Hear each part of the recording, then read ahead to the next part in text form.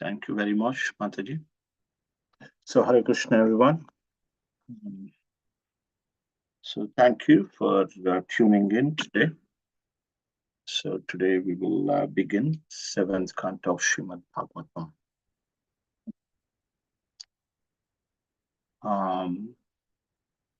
So, the 7th canto mainly focuses on the pastime of Lord Narasimha. So, in the 7th canto, there are 15 chapters. The first 11 focuses on the pastime of Lord Narasimhadev, and the later chapters, they focus on ideal household life. And this particular entire 7th canto, this particular canto or entire 7th canto is a discussion between Narada Muni and Yudhishthir Maharaj. Yudhishthir Maharaj is the eldest of the 5 Pandavas, and is cousin of once.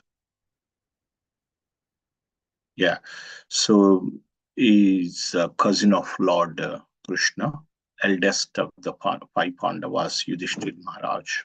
So the entire 7th canto is the discussion between them, between Narada Muni and Yudhishthir Maharaj. Okay, so in the Srimad Bhagavatam, there are the 10 topics discussed. This is the verse that we usually recite.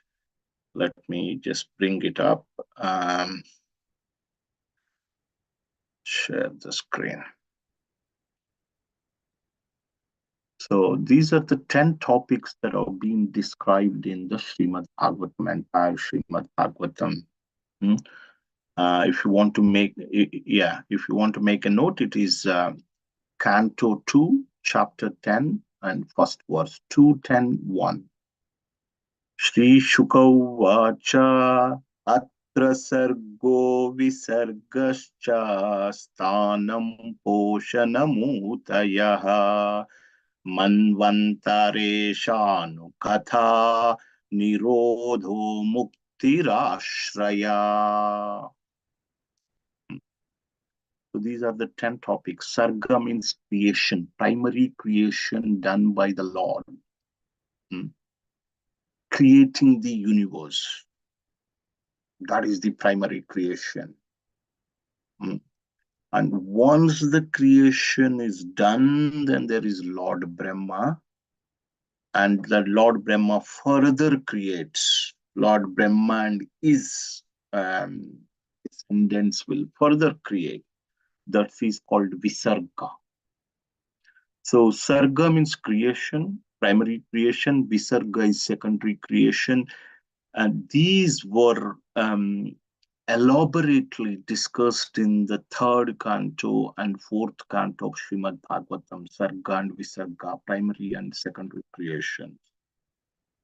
Sthanam means positioning of the various planets and various living entities within the universe. We discussed this in the 5th canto of Srimad Bhagavatam, the positioning of various living beings. Who lives where? We have seen, we have discussed the horizontal structure of the Bhumandala, then vertical structure of the entire universe within the 5th canto, that is Sthanam. Poshanam means a protection. Lord offers protection to his devotees. Sometimes devotees make mistakes, accidental mistake. Lord forgives them and protects them. That's been discussed in the 6th canto of Srimad Bhagavatam. Ajamil was protected by the Lord. Indra, he made mistakes. He was also protected by the Lord. Chitraketu, he also made small mistake uh, in deriding Lord Shiva. And later he was awarded so-called demon body, but he was a great devotee. He was protected. So Poshanam was described in the um, sixth canto. Utaya. Utaya means the impetus. uh, so you can see here, uti, uh, impetus for work. mm.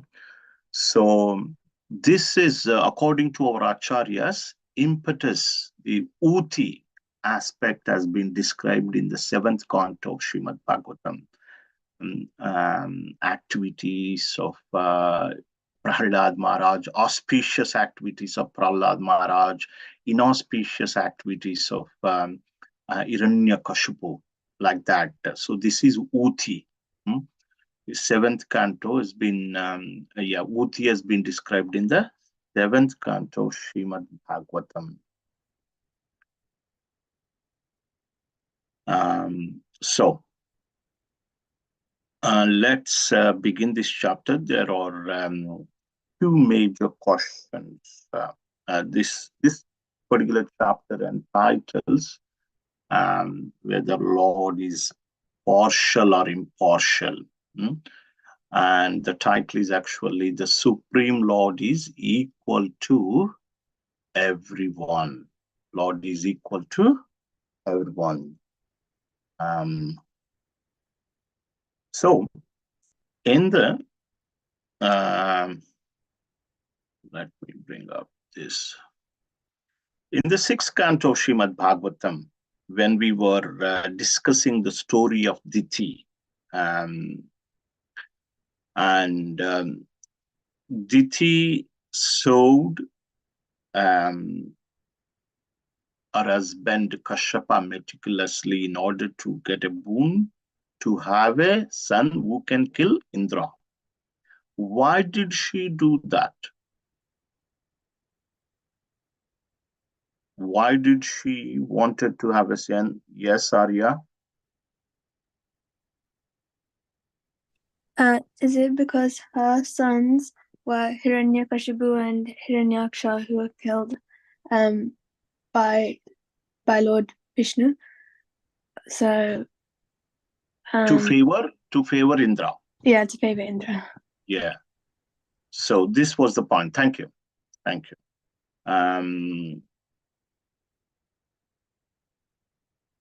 Yeah. Let me bring up that.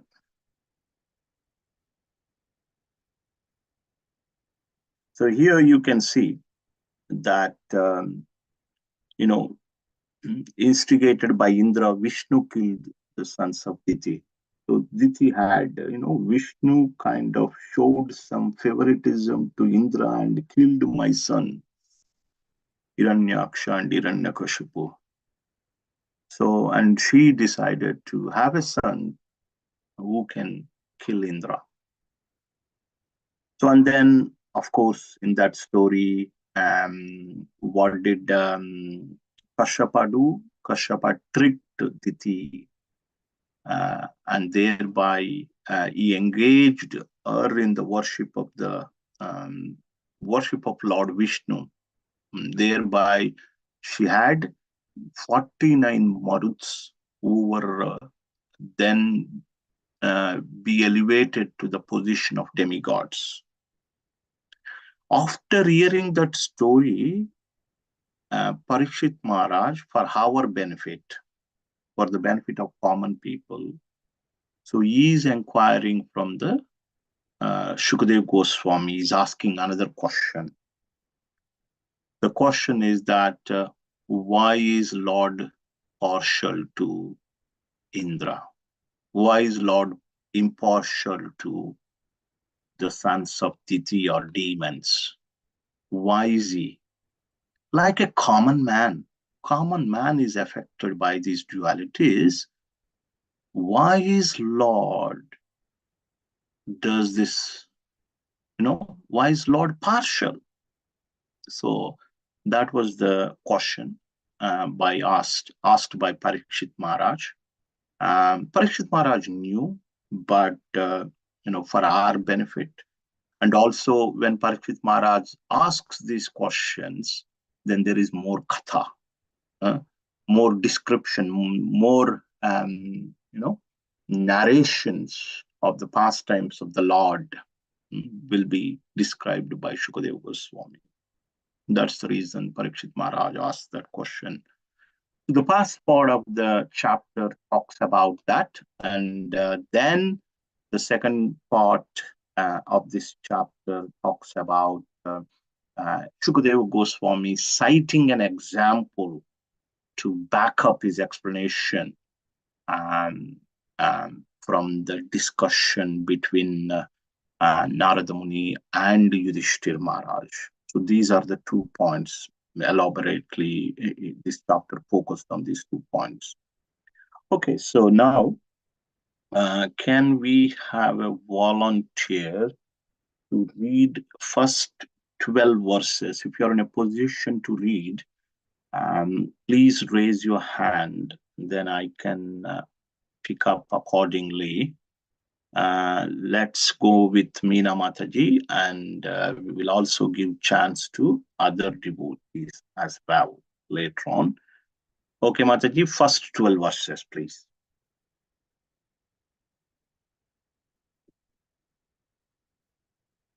We can't hear you.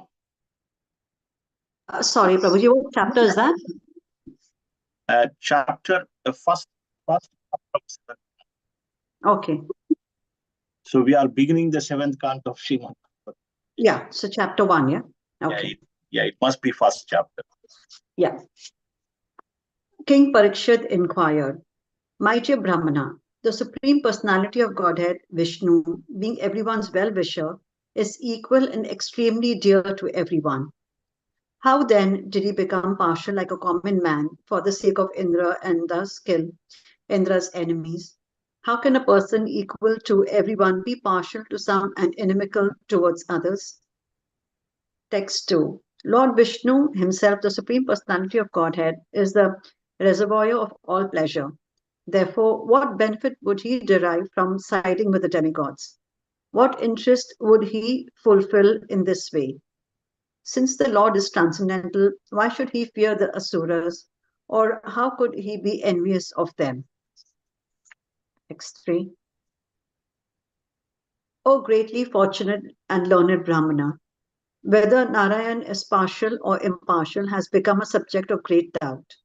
Kindly dispel my doubt with positive evidence that Narayan is always neutral and equal to everyone. Text 4 and 5. The great sage Shukdev Goswami said, Mighty King, you have put before me an excellent question. Discourses concerning the activities of the Lord, in which the glories of his devotees are also found, are extremely pleasing to devotees. Such wonderful topics always counteract the miseries of the materialistic way of life. Therefore, great sages like Narad always speak upon Srimad Bhagavatam because it gives one the facility to hear and chant about the wonderful activities of the Lord. Let me offer my respectful obeisances unto Srila Vyasadeva and then begin describing topics concerning the activities of Lord Hari. Text 6. The Supreme Personality of Godhead, Vishnu, is always transcendental to material qualities and therefore is called Nirguna, or without qualities. Because he is unborn, he does not have a material body to be subjected to attachment and hatred. Although the Lord is always above material existence, through his spiritual potency, he appeared and acted like an ordinary human being, accepting duties and obligations, apparently like a conditioned soul. Text 7. Mighty King Parikshit, the material qualities, Sattva Guna, Rajoguna, and Tamoguna, all belong to the material world and do not even touch the Supreme Personality of Godhead. These three gunas cannot act by increasing or decreasing simultaneously. Next day. When the quality of goodness is prominent, the sages and demigods flourish with the help of that quality with which they are infused and surcharged by the Supreme Lord. Similarly, when the mode of passion is prominent, the demons flourish. And when ignorance is prominent, the yakshas and rakshasas flourish. The Supreme Personality of Godhead is present in everyone's heart, fostering the reactions of Sattvaguna, Rajoguna, and Tamoguna. Next 9. The all-pervading personality of Godhead exists within the heart of every living being, with an expert thinker, and an expert thinker can perceive how he is present there to a large or small extent. Just as one can understand the supply of fire in wood, the water in a water pot, or the sky within a pot, one can understand whether a living entity is a demon or a demigod by understanding that living entity's devotional performances. A thoughtful man can understand how much a person is favored by the Supreme Lord by seeing his actions.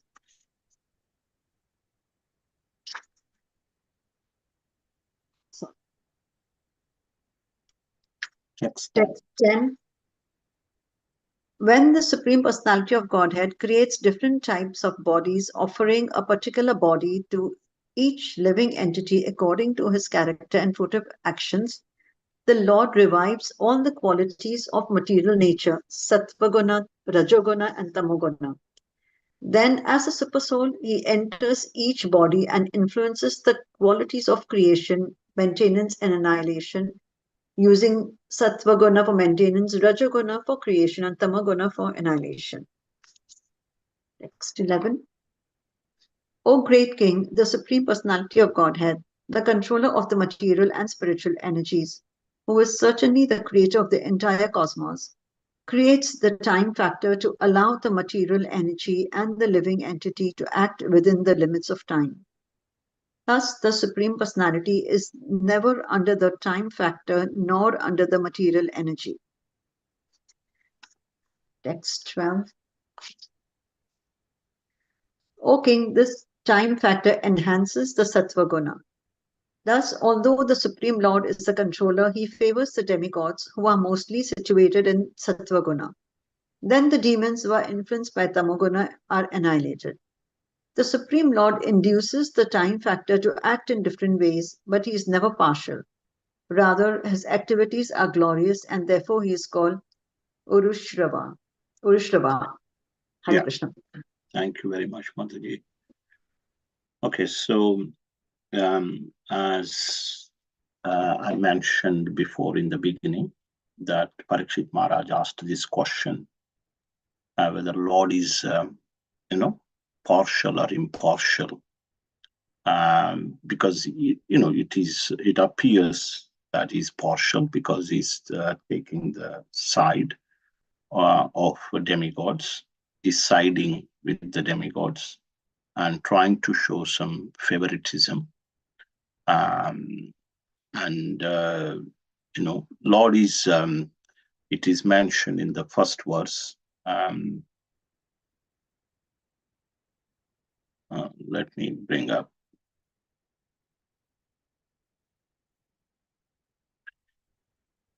Yeah, so is Sama, is equal to everyone. Priya is dear to everyone in the sense that he is residing, is sitting in the heart of every living entity. And Suhrudha, Suhrudha means he's a benefactor or well-wisher of every living entity.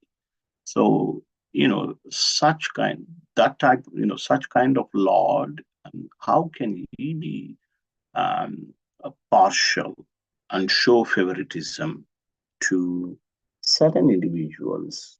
And just like a common man, how can he do that? So please, dissipate my doubts that, that is equal to everyone. And so after, Parikshit Maharaj asked this question, Shukadeva Goswami thanks him because of that question. Is able to narrate more Krishna Katha. When the sages in the first canto of Srimad Bhagavatam, the sages at Naimisharanya, they asked in the first chapter they asked 6 questions. This Bhagavatam, like one devotee is compiling all the questions in Srimad Bhagavatam, questions and answers. Hopefully, we should get that we should get that file, and maybe one day we should go through the question and answers. So the first chapter of Srimad Bhagavatam, sages at the Naimisharanya, so they have asked 6 questions to Suta Goswami, and Suta Goswami thanked him. Munaya sadhu prushtoham bhavadbir lokamangalam yet krutaha krishna samprashno yenatmasu prasidhati. Because all these questions he thanked them, Suta Goswami. And sadhu prushtoham, very good question. And because they are related to Krishna, that's why bhavadbir lokamangalam, when we talk about Krishna related activities, it is beneficial to the entire world. So it will increases one's devotion, and one's bad tendency, evil tendency will be destroyed. So, thank you so much for asking questions. But he says, Shukadeva Goswami then says, Natva Krishna Yamunaye. Let me first offer respectable obeisances to Krishnaya. Here Krishna refers to Krishna Dvaipayana Vyas, his father Vyasdev. Vyasdev is his spiritual teacher. Just like, before beginning any discourse, any lecture, we offer respects to our spiritual master, and respects to all previous acharyas. So here Shukadeva Goswami offers respects to his father Krishna Dvaipayana Vyas and Munaye, all the sages. And then he said, and I will discuss Krishna Katha after this. So then he talks about Lord, not having he doesn't have any material qualities. He doesn't have a material body, and that's why he doesn't have any material qualities. He's not subjected to dualities, hatred and attachment, like a common man. So these material qualities are due to 3 modes of material nature: Sattva-guna, Rajoguna, Tamoguna, mode of ignorance, passion, and goodness. So these are actually, these do not affect the Lord. They were created by the Lord. They do not influence the Lord. He is the master of these 3 modes. They influence all the living beings within this universe, beginning from small ant to Lord Brahma. So Lord is the master.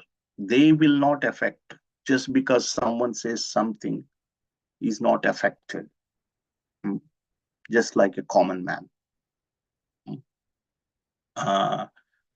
And what else? So there are, but there is some apparent, partiality. He is neither partial nor impartial, but is reciprocal. In the 9th chapter of Bhagavatam, Bhagavad Gita, there is 9:29. It says, Samoham sarvabhuteshu Name dveshosti na priya. Ye bhajantu te mam bhaktya. Maite teshu choktiham. Krishna says here that I envy no one, nor I am partial to anyone. I am equal to all. But whoever renders service unto me in devotion is a friend, is in me, and I am also friend to him. Mm.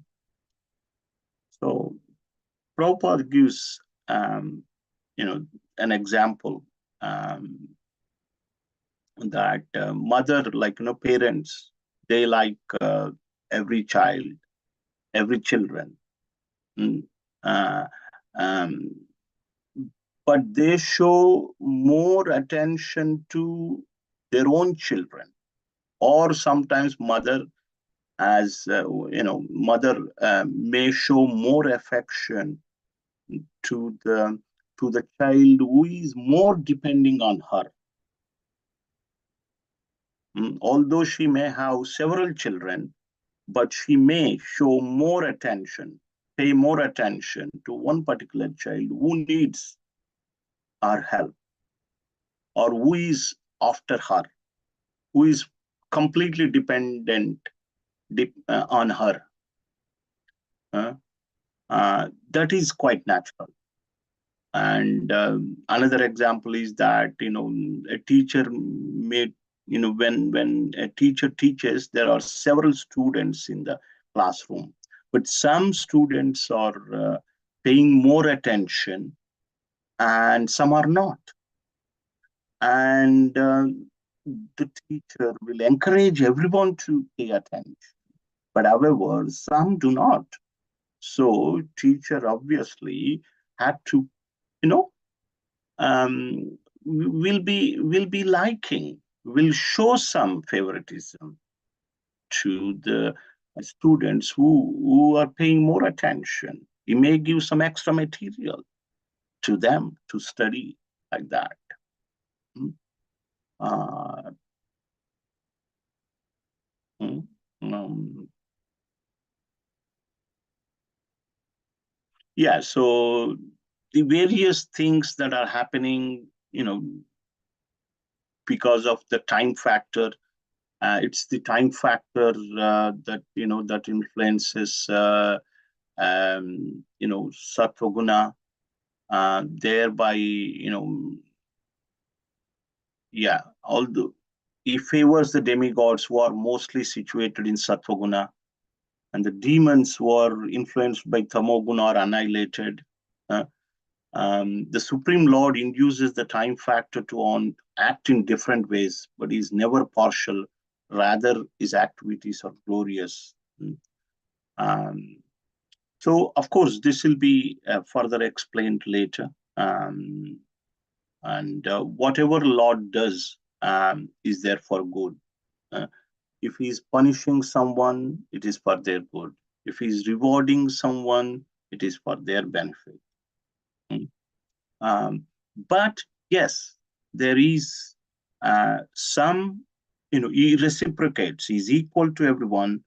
But, if someone worships him, definitely Lord is Lord shows some kind of, he reciprocates basically.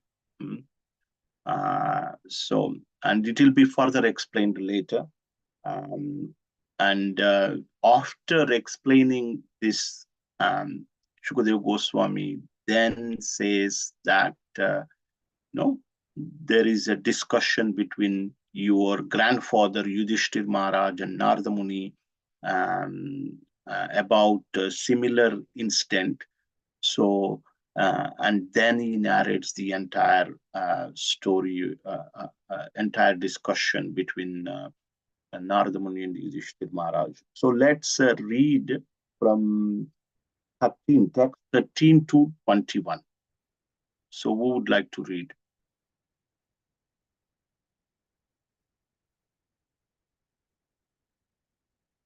Arya.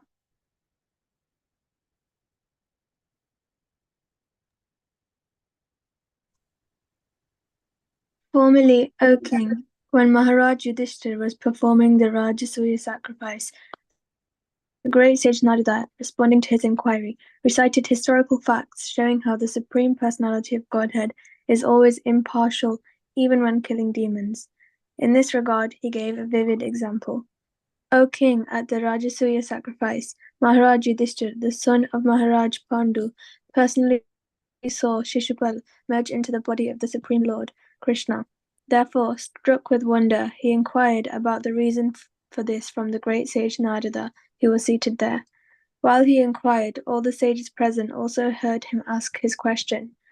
Maharaj Yudhishthira inquired, "It's very wonderful that the demon Shishupal merged into the body of Dhammaghosha." Sorry. That's okay. Yeah. Which one is?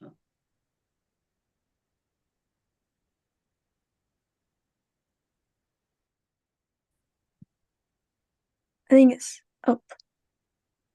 Oh yeah. Yeah, text 18. Began blaspheming the Lord, and he continued to be envious of Sri Krishna until death. Similarly, his brother Dantavakra continued the same habits. Although these two men, Shishupal and Dantavakra, repeatedly blasphemed the Supreme Personality of Godhead, Lord Vishnu, Krishna, the Supreme Brahman, they were quite healthy. Indeed, their tongues were not attacked by white leprosy, nor did they enter the darkest region of hellish life. We are certainly most surprised by this. How is it possible for Shishupal and Dantavakra, in the presence of many exalted persons, to enter very easily into the body of Krishna, whose nature is difficult to attain? This matter is undoubtedly very wonderful. Indeed, my intelligence has become disturbed, just as the flame of a candle is disturbed by a blowing wind. O Narada Muni, you know everything. Kindly let me know the cause of this wonderful event. Okay. Shri 21. Yeah, that's fine. So this is pretty clear here. So Shukadeva Goswami is explaining the discussion that occurred between Narada Muni and Yudhishthir Maharaj when they were doing a sacrifice called Rajasuya sacrifice. So in the Rajasuya sacrifice, there is a worship called Agra Puja, means worship should be offered to the topmost person. So they were thinking, who should they worship for this? When they were thinking like this, Sahadev, the youngest of the Pandavas, suggested that Krishna should be worshipped, although there was Bhishma, Drona, and other elderly people. But Sahadev suggested Krishna's name. Krishna should be worshipped. When Shishupal heard that Krishna should be worshipped, and he started blaspheming the Lord. So just to let you know that Shishupal and Dantavakra, they are actually the cousins of Krishna. So Shishupal, right from the birth, he was always envious of Krishna, always blaspheming Krishna. So Krishna promised his aunt, that he would, excuse Shishupal until he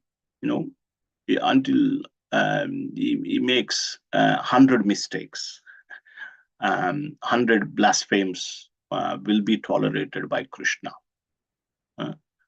But here, so in this sacrifice, when there was a proposal by Sahadev that Krishna should be worshipped, Shishupal, and he started blaspheming the Lord. And Lord, what did Lord do? So, he excused the 100 offenses, but when he crossed the 100 offenses, then he released his Sudarshan disc uh, uh, and cut off the head of Shishupal in the presence of everyone. And this is the scene there. But immediately, the soul of Shishupal merged in the body of Krishna. This was personally witnessed by um, you can see here, Yudhishthir Maharaj. So Yudhishthir Maharaj asking Narada Muni, my intelligence is disturbed. I can't understand this. This guy, he was so envious of Krishna. He was always blaspheming Krishna. He should have gone to the hell. How come that this guy had merged in the body of Krishna? Usually, this is called Sayuja liberation, merging into the existence of the body of the Lord. Hmm. So the devotees do not aim to merge in the body of Krishna.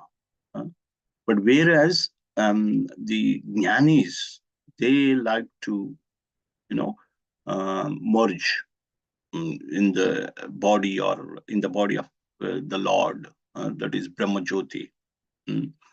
He is neither a jnani nor a devotee.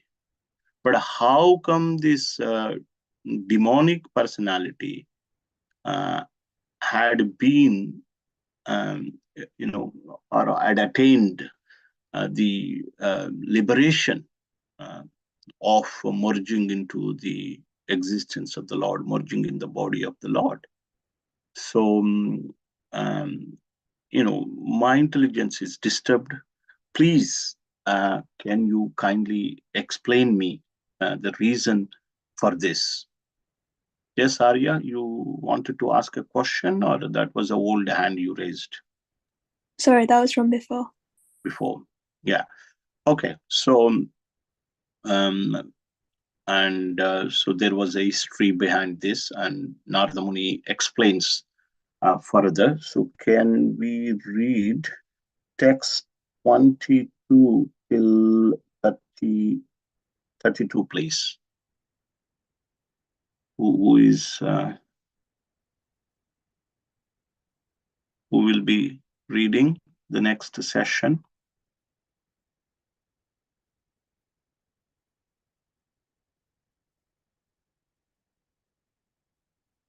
I hope you're all there. Hare Krishna. Can I Hare try to Krishna. see if it works? Yes, you can read from 22 till 32.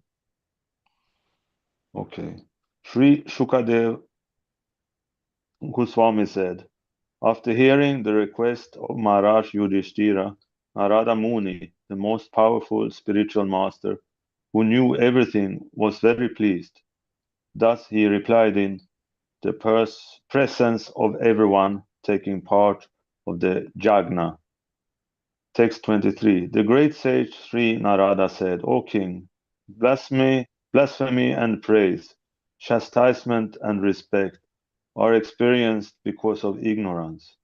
The body of the conditioned soul is planned by the Lord for suffering in the material world through the agency of the external energy.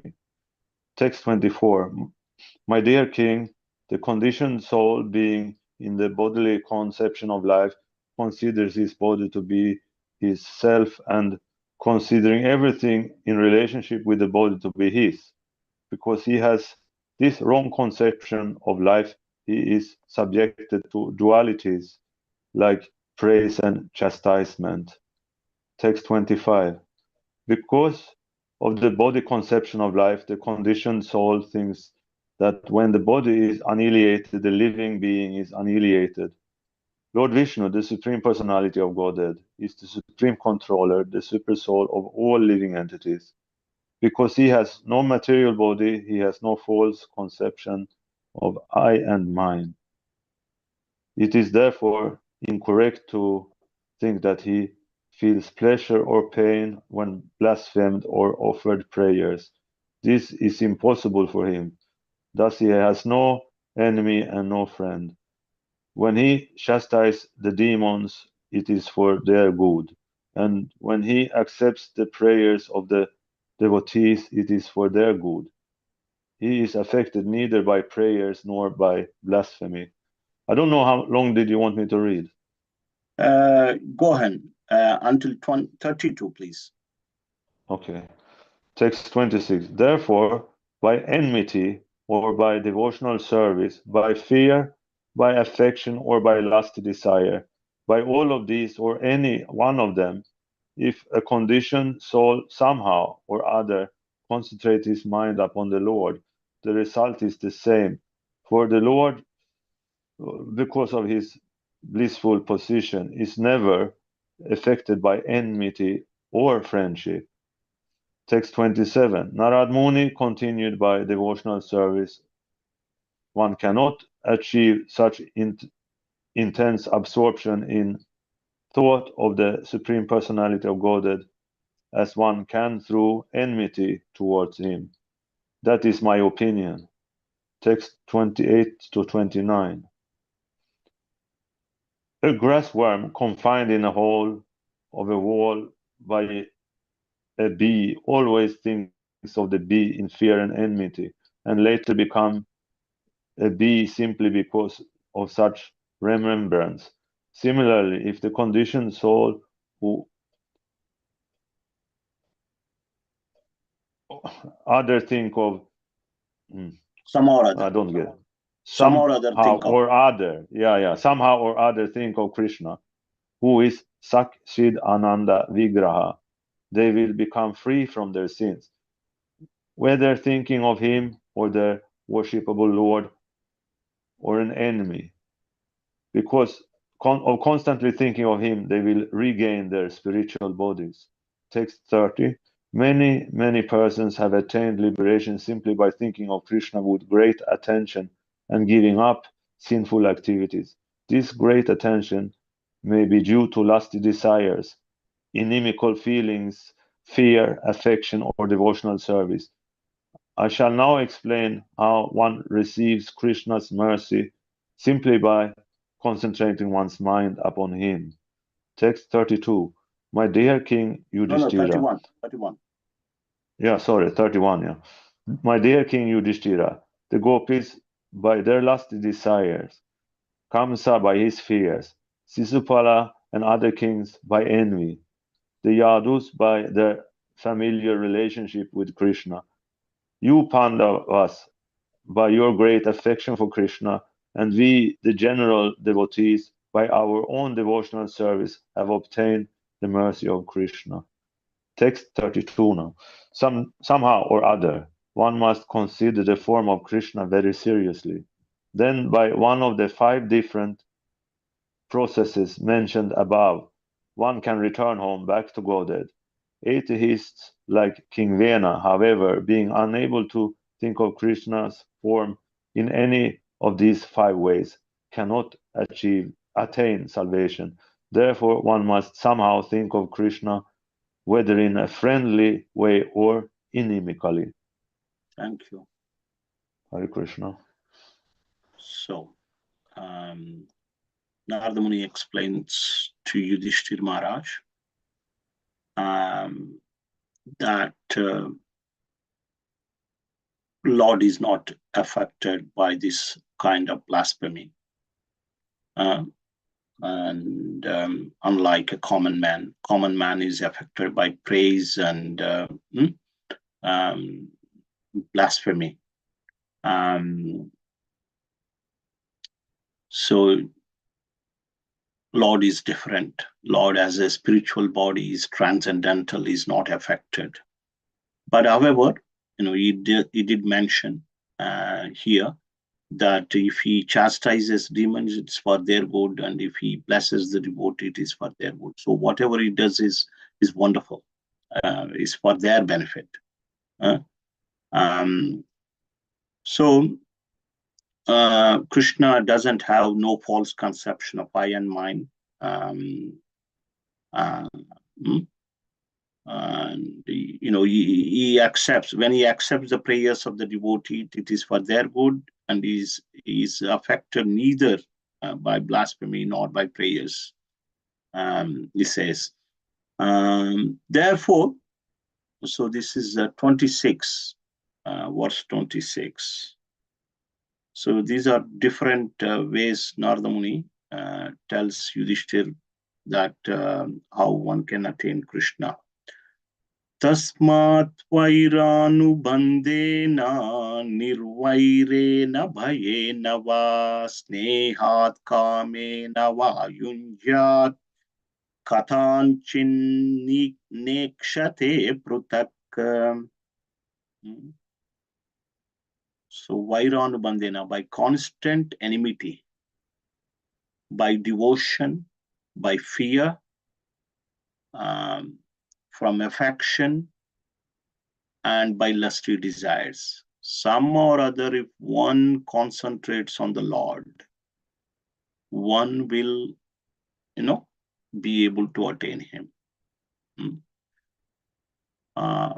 So it doesn't mean that you should be envious of the Lord.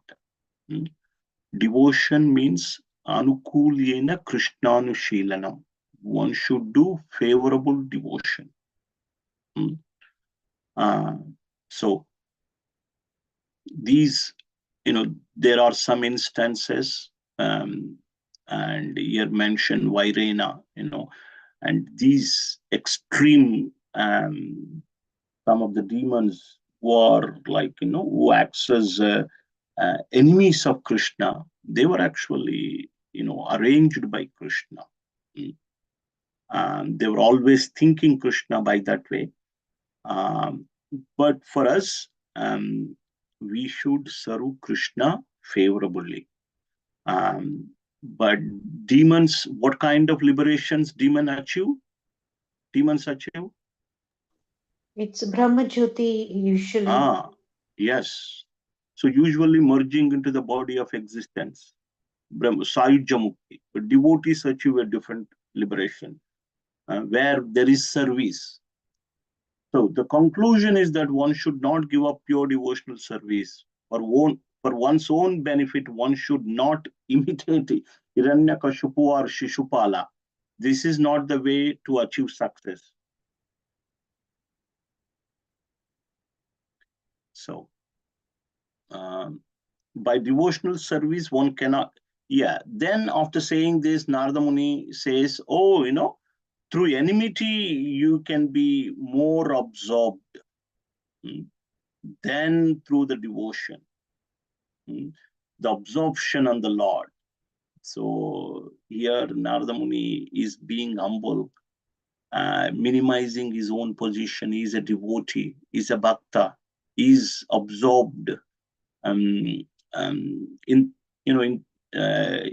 Krishna's, in thought of Krishna through bhakti. But he's saying through enmity, the absorption is greater. Always think of Krishna. So he is being humble here.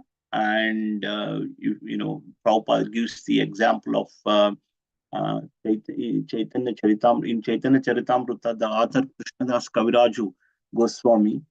He says that, I am lower than Jagai and Madai. It is his humility. Out of his humility, he's talking like that. But these, you can see how Mother Yashoda, Kartik Mas, month of Kartik will be, coming in the next couple of weeks. But Mother Yashoda, she can control Krishna. These people, when they achieve Sayujya liberation, they are there in the Brahma Jyoti. But devotees, pure devotional service, Krishna doesn't award pure devotion to anyone and everyone, because he is controlled by pure devotees, just like Mother Yashoda controls him. So, Next,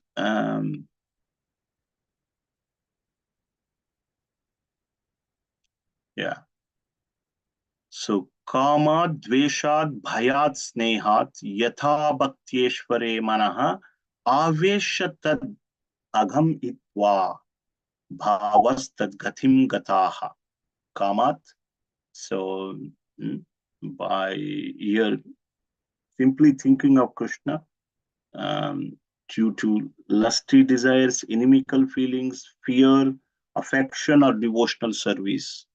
So, with any of these intense feelings, these different feelings, one can achieve Krishna. And because, the feeling should be directed to Krishna, but devotees, they render favorable devotional service, not unfavorable devotional service. Then he says here, gopis by their lusty desires, Kamsa by fear, Shishupal and other kings by envy, and Yadus by their familial relationship with Krishna, and you Pandavas by great affection for Krishna, and we the general devotees, our devotional service, by our devotional service, have obtained the mercy of Krishna.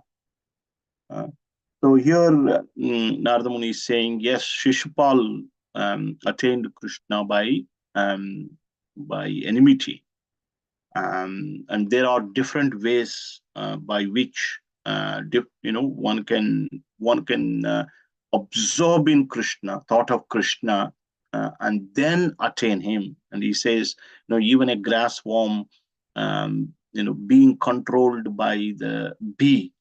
By thinking of that bee, grassworm, can become a bee, because it is in intense thought of that being, it will attain that state.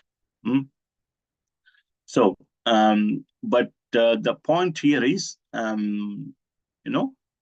for us, we should render favorable devotional service to Krishna, not others, other type, especially enmity. Okay, so we will read the last section from text 30 till towards the end. Who would like to read it? We don't have much time, but we will quickly read. You can read? Okay, thank you very much. Let me share the screen.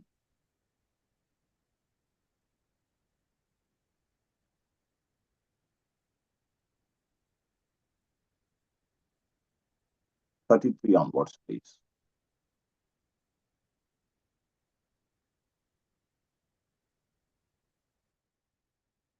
Can't hear you.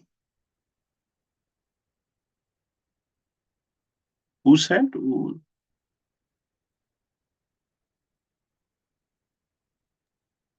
I'll read, Prabhu, if nobody's reading. Yeah, please go ahead.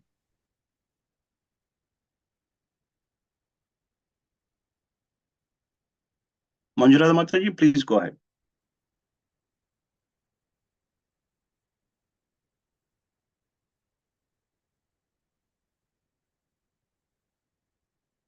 Krishna, can you hear me? Yes, Prabhuji, we can hear you. Okay, But can't hear Manjurada Mataji, cannot hear her. No.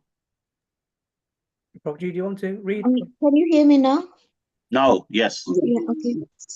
Narad Muni continued, O best of the Pandavas, your two cousins, Shishupal and Dantvakra, the sons of your maternal aunt, were formerly associates of Lord Vishnu.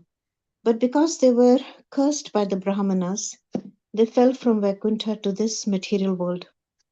Maharaj Yudhishthir inquired, what kind of great curse could affect even liberated Vishnu Bhaktas?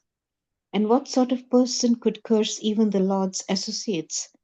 For unflinchingly devotees of the Lord to fall again to the material world is impossible. I cannot believe this. The bodies of the inhabitants of Vaikuntha are completely spiritual, having nothing to do with the material body, senses, or life air. Therefore, kindly explain how associates of the personality of Godhead were cursed to descend in material bodies like ordinary persons. One second, Prabhu. Yeah, like ordinary persons. The great Saint Narada said, once upon a time, when the four sons of Lord Brahma named Sanaka, Sanandana, Sanatana, and Sanat Kumara were wandering throughout the three worlds, they came by chance to Vishnulok. Although these four great sages were older than the Brahmanas, Brahma's other sons. Brahma's other sons like Marichi. I don't know, it's going a bit dark on my screen, so I can barely Okay, read. I'll read it, no problem. Okay, thank They you. appear like small naked children, only 5 or 6 year old. When Jaya and Vijaya saw them trying to enter Vaikuntha Loka, these two great keepers, thinking them ordinary children, forbade them to enter. Thus checked by the doorkeepers, Jaya and Vijaya, Sanandana, and other great sages very angrily cursed them.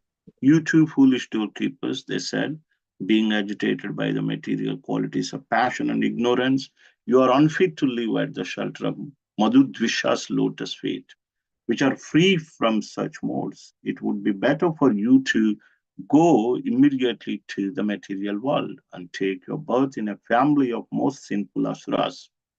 While Jaya and Vijaya, thus cursed by the sages, were falling to the material world, they were addressed as follows by the same sages, who were very kind to them. O doorkeepers, after 3 births, you will be able to return to your position in Vaikuntha, for then the duration of the curse will have ended.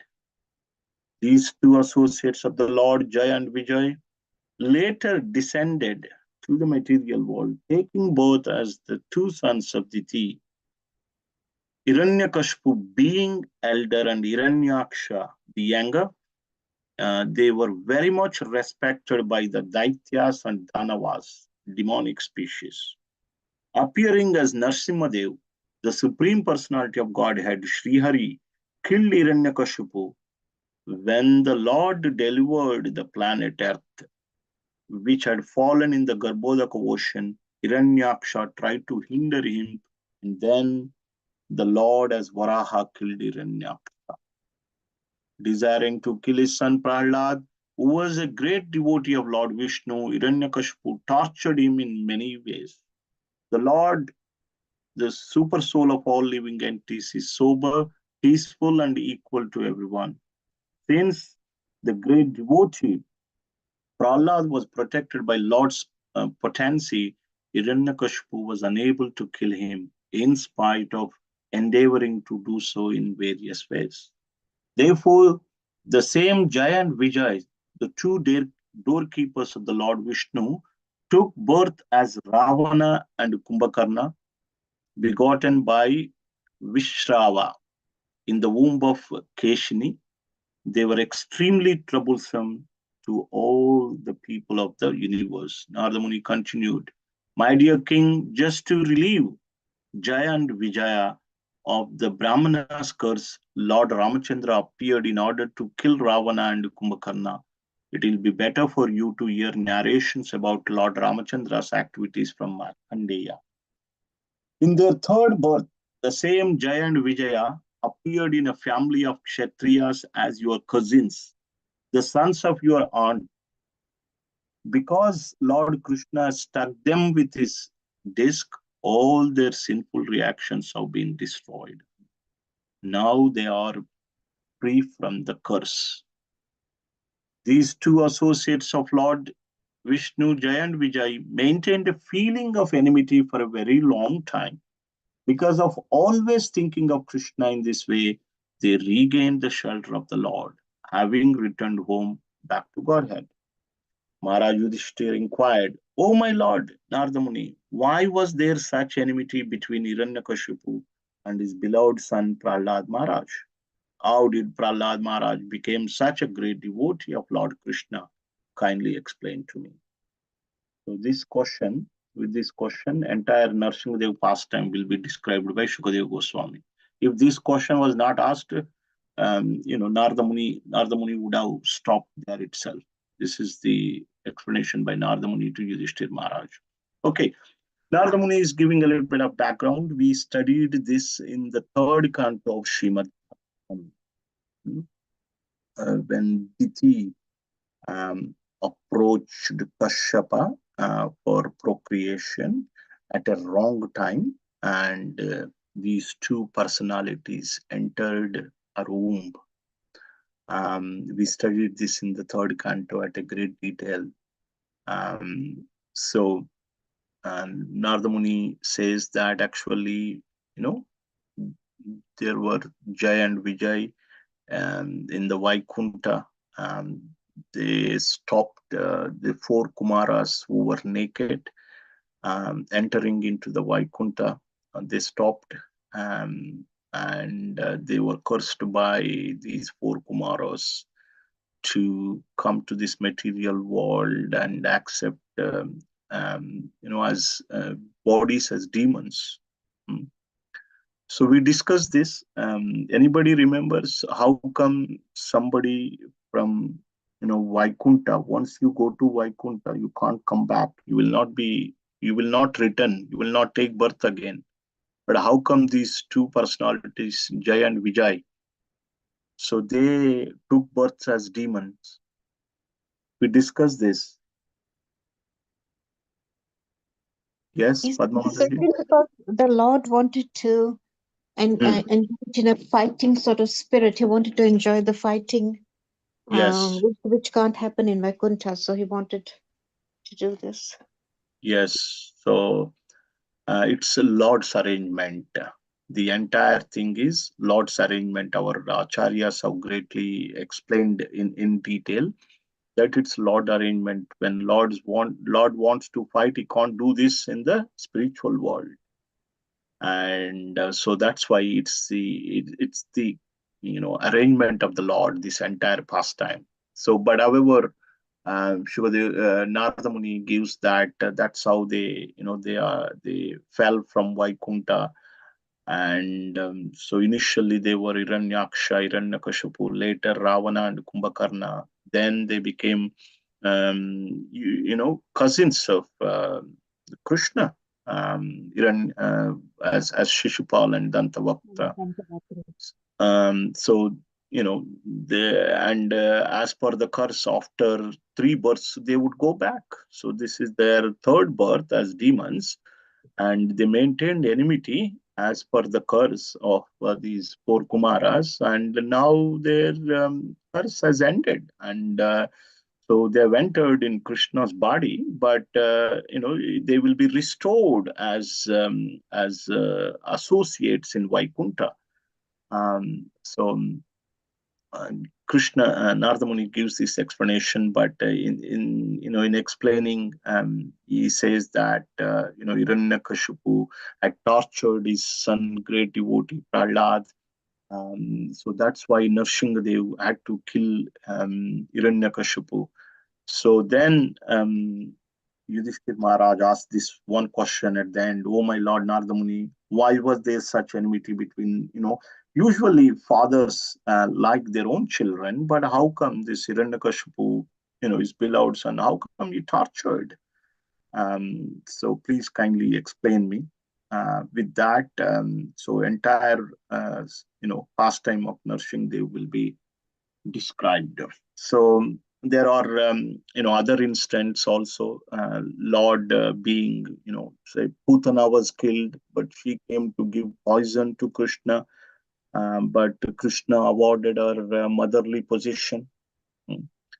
And sometimes he punishes devotees also. Can you give any examples? Krishna punishing his devotees?